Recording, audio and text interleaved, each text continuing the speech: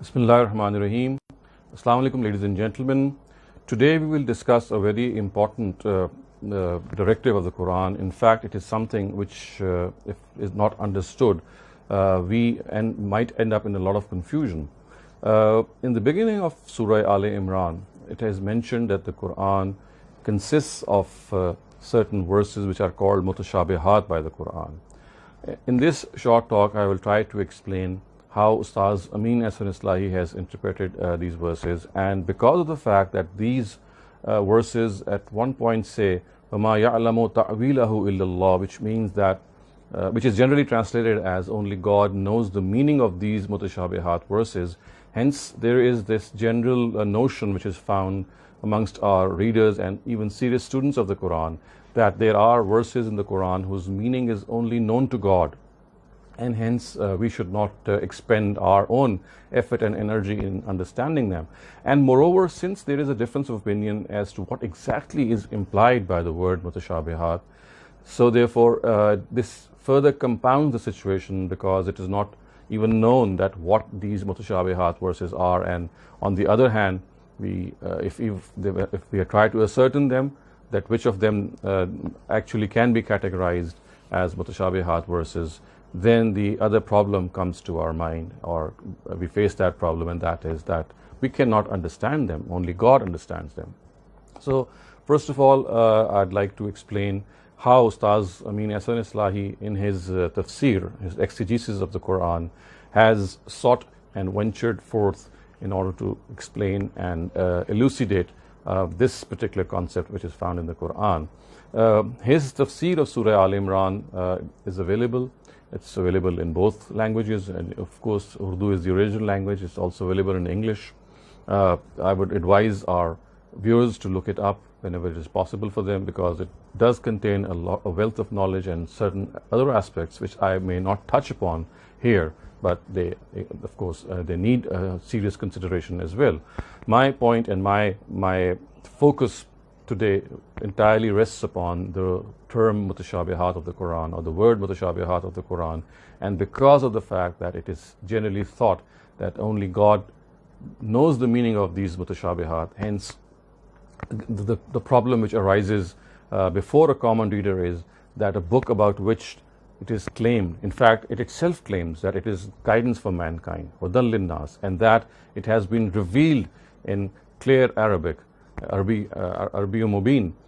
In spite of that, if this is the situation, then how is it that there are certain verses which only God knows? And of course, in that case, they would not be providing any guidance to mankind. And at the same time, because many a time, or I would say the majority consensus, the majority opinion regarding the meaning of these mutashabihat verses is that they are ambiguous verses, which means that we cannot understand what these verses are. For us, only God knows its meaning. So Ustaaz Amin Ahsan Islahi, as is his approach, I have always explained that the approach of the Islahi and the Farai school is that they proceed from language. It's this linguistic aspect which has to be kept into consideration. And if we do that, we'll find that the word mutashabihat actually is made from the word tashabaha in Arabic. And the word tashabaha actually means things which are similar to one another, things which are alike. And keeping in view this explanation, or this connotation of the word, Ustaaz Islahi says that basically things which are beyond our experience, beyond our observation, beyond our knowledge. And of course, these things could be the attributes of God, the actions of God, or things which will take place in the hereafter, because the manner in which they will take place is something that we don't have words for. So words which are similar, or concepts which are similar to us in this world, so those events will be described in such words so that they can become beneficial to us and we can have some knowledge of them. But what exactly is their connotation is something which only God knows. So he has given certain examples of this as well. For example, he says that in Surah Mudaththir it is said that on hell 19 angels would be distributed. وَمَا جَعَلْنَا أَصْحَابَ النَّارِ إِلَّا مَلَائِكَةً. And then prior to that verse it says عَلَيْهَا تِسْعَةَ عَشَرَ, that 19 are deputed on hell. So a question could arise that why is that the number 19 has been picked? Why not 18, 17 or 20 or any number? So why is it that God has taken this number? And then, for example, the fact that the Prophet Jesus was created without a father. Again, this is something that is beyond our comprehension. But the fact that he was created without a father is a sentence that we can understand. But how was it brought about is something that we cannot understand. So it needs to be understood that as far as the meaning of the verse is concerned, the meaning is always clear. I mean, the meaning is that he was created without a father. But how and how this took place is something which is beyond us. It is that portion which only God knows. So Mutashabihat are not verses whose meaning we don't understand. It's only that their reality and their connotation is something that we do not understand. Similarly, the fact that because of the fact that the spirit was blown into Adam, as this is something which is mentioned in the Quran, of course, telling us that when the Almighty created a human being, the various stages of his creation were such that first his physical being was perfected, and then the spirit was blown into him. Again, how this was blown is something we don't know, but we do know that something of the type of a spirit or something which we call spirit or soul was blown into him. But the connotation of that is something that we don't understand. So the Quran again here is made it clear that basically it's the ta'wil that we don't know.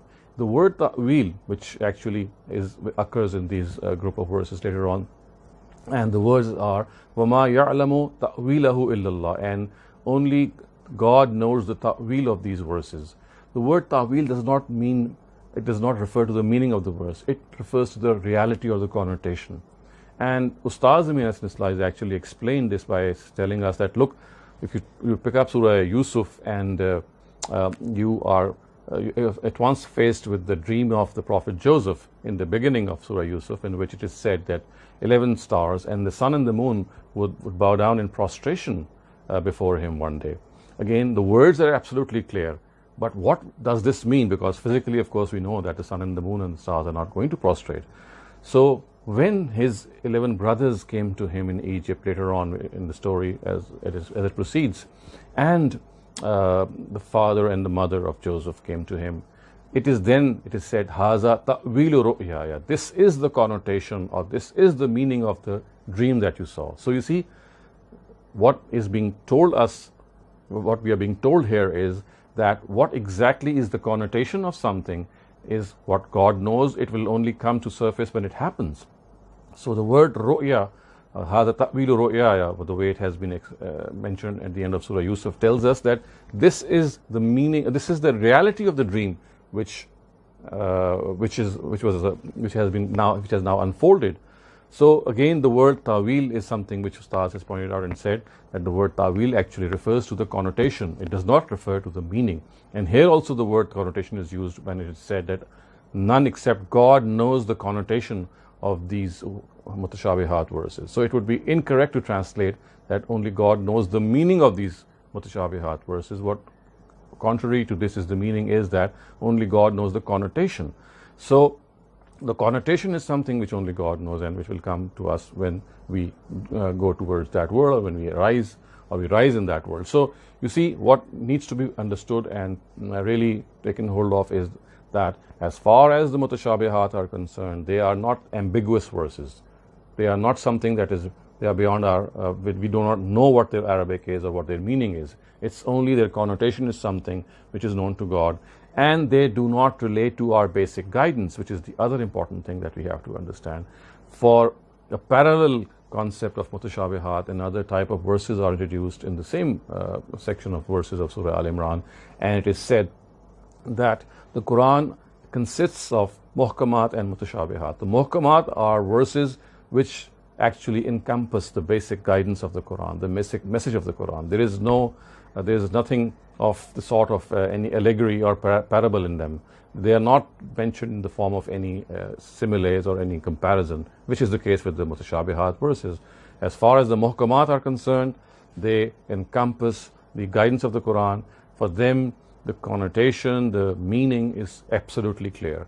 However, in the case of the Mutashabihat, although we know the meaning, but the exact connotation will only come to us, or we will be able to grasp it once we are actually able to see it. Just as Joseph, when he saw the dream, he could understand what the dream means, but the exact connotation was understood by him when the actual incident happened, in which his brothers and his father and mother were there, and they submitted to his authority. So we have to take guard in this regard, and also be on guard that the Quran is, as it claims, Hudal Linnas. It is guidance to mankind. It is not something which is ambiguous in certain cases, as the Mutashabihat verses. Let me also give you another example which people actually relate to the Mutashabihat verses, and these are the Haruful Muqatta'at, which are the abbreviated letters found at the beginning of 29 surahs of the Quran, like Alif Lam Mim or Ha Mim Ain Sin Kaf. So many people say that these are also among the Mutashabihat.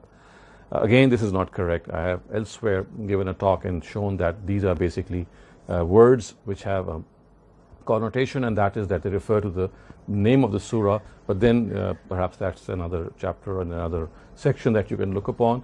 But again, it would be erroneous to conclude here that the abbreviated letters or the Huruful Muqatta'at are something which only God knows and they are Mutashabihat.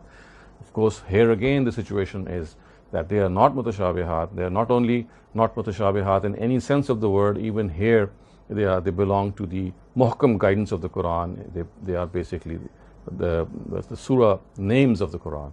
So all in all, in a nutshell, the Mutashabihat verses are allegorical verses in which God's attributes or the situation that will arise in the hereafter is presented in the form of a comparison in words that we are more comfortable and we know, so that we are able to have some idea of what will happen in the hereafter, and at the same time we also know how God has accomplished certain things, but their exact nature is not known to us. So this should not be our concern also, because as the verse also says that people whose hearts are twisted, فَأَمَّا الَّذِينَ فِي قُلُوبِهِمْ زَيْغٌ, so people whose hearts are twisted, they go after these verses, and they would like to find the meaning of these verses, and they would like to find the ta'wil of these verses, and they would also create fitna in these verses by having various interpretations.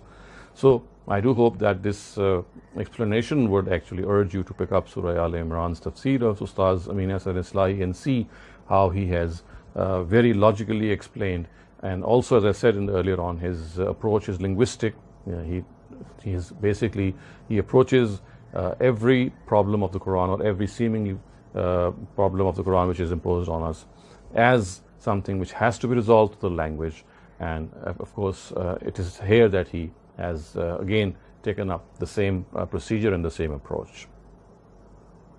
أقول قولي هذا واستغفر الله لي ولكم ولسائر المسلمين والمسلمات.